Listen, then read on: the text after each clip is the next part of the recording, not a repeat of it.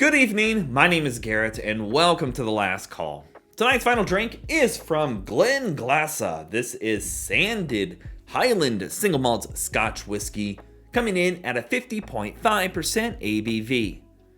Now, I'm starting off the year strong here in 2024 with a good scotch, supposedly, at least from review sakes. So Glenglassaugh is one of those distilleries that has had kind of a rocky past. It kept changing hands, owners, ideas, and bottlings. And more recently, the owners are now Brown-Forman, which, that Brown-Forman, the same one that owns Woodford Reserve and Jack Daniels. But they relaunched the whole brand, did a whole rebranding on it to these beautiful bottles. And this one, specifically the Sandend, ended up picking up Whiskey of the Year in 2023. Now, as always with all reviews, mine included, always take those for grains of salt. Like, don't go into it thinking it's going to be the best thing ever. You are you, and it doesn't matter what you drink or how you drink it, as long as you enjoy it.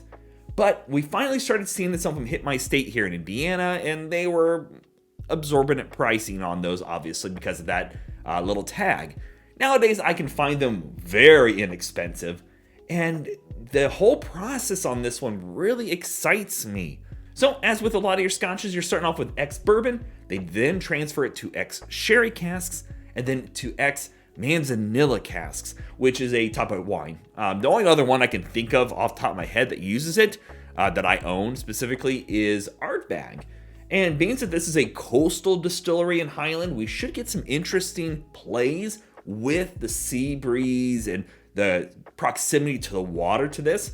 Now, this one itself doesn't have an age statement, and for references, this is also a 700 milliliter bottle versus our standard 750s, which is fine, but just kind of that knowledge. But I'm really excited, and hopefully those flavor profiles of those cask finishes come across here pretty good. So, let's jump into it. Again, that wave effect on there is just so cool. Alrighty. So, as always, make sure you like the video, subscribe to the channel, hang around for a bit, become a member if you'd like. If you're interested in some other reviews from the Glenglassaugh Distillery that I'll be doing, links to those videos will be up above and down below. I picked up their 12-year at the same time, and I plan on doing that one, obviously. And then they also have a peated version.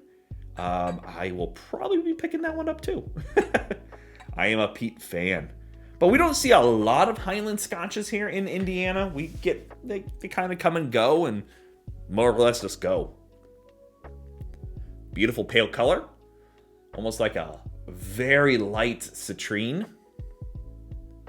but very much Scotch reminiscent on the color for that, especially younger Scotches. And I'm excited because 50.5, that's a good ABV on this. All right, let's go for notes. Ooh, hello, yeah. That is fruity, apple sweet. Little salty sea brine going in there. That coastal effect does show up on the nose. Peach. There's like a white peach and a pear. Get a nice light barley in there, but it's not like a youthful barley at all. Yeah, that is pretty. Very sweet. This is already on the nose. I'm going to say that this would be a great intro to scotches for somebody, especially coming from the bourbon world. Because there's a lot of sweet fruits in this. Some spice too. A little bit of cinnamon and clove. Almost a bready, yeasty note as well. Almost sweet bread. It's like a sweet bread, like a brioche. A little bit of honey. A lot of your Highlands you're going to find honey notes in, at least for me. But no ABV, nothing harsh, no off notes. But there's also like almost, hear me out all the way. So brioche bread, and then you melted a little bit of butter over the top. Some like Kerrygold or some beautiful like homemade butter kind of notes to it. The fruity notes that are coming across here from both the sherry cask and the manzanilla cask are phenomenal. Like you're also getting a bit of, there's definitely a peach note in there. Like almost peach rings kind of sweetness. And that plays so well with almost like these darker fruits, a little bit of like a dark tart cherry and just a little bit of grape. Like that is just a pretty nose overall. I am a fan of that. Alrighty, let's go for a taste. A lot more ABV on the taste, but this is my first sip of the day, so we'll kind of acclimate here as well. Beautiful honey sweetness, fruit forward, a lot of fruit forward. And you are getting that kind of wine funk going on in here, a little bit of the like overripened grapes or overripened fruit in general. Nice spiciness on the palate as well. You're definitely finding that cinnamon and like that toasted oak quality going on in there. But definitely got a lot of honey. Yeah, plays really well. Actually has a pretty decent cling on the palate too. That is really a tasty sip. Do I think it's the whiskey of the year? Not necessarily, but this is really good. Second sip here, definitely a lot more mellow on the ABV. So understand that was my first sip again. Getting some saltiness on there. That sea brine saltiness is kicking up pretty well. You're definitely seeing that impact from not only the sherry cask, but the impact from the manzanilla cask.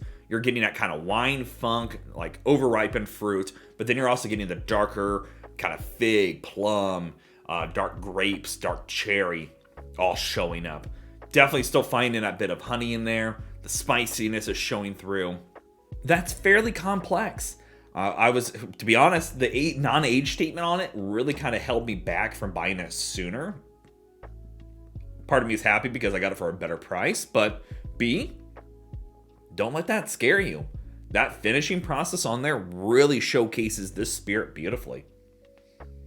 The barley's showing up, a lot of grain notes going in here on my third sip, but then it just opens up to all the finishings on the cask. That sweetness, the fruity tones, that bit of spicy undercarriage to things, a little bit of vanilla bean going on. And I give it credit yet again, that cling on the palate is just enough. The only real criticism I have, I am still finding a bit of bitterness, but that does tend to show up in a lot of things when they're wine cask finished. So that's not uncommon, and I was kind of expecting it. But you at home, maybe not so much privy to that kind of information. So you will find a little bit of that in there.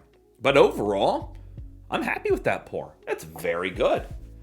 All right, well, let's talk about a grade for this bad boy. How about that?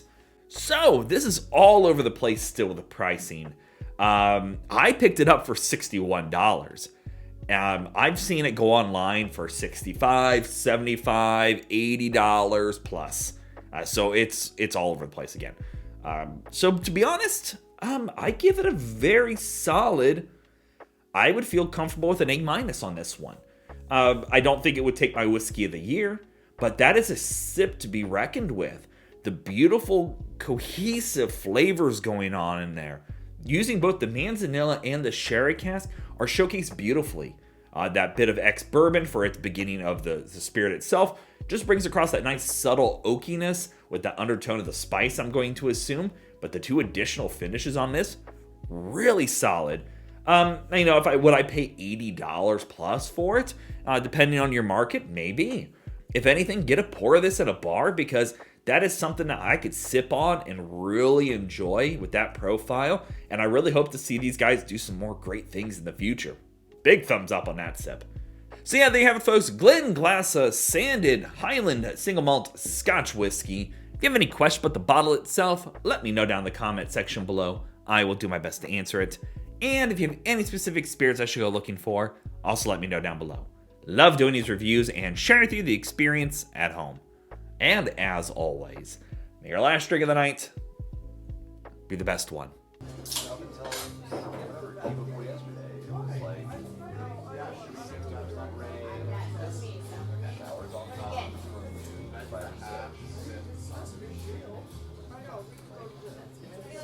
I even like it might not.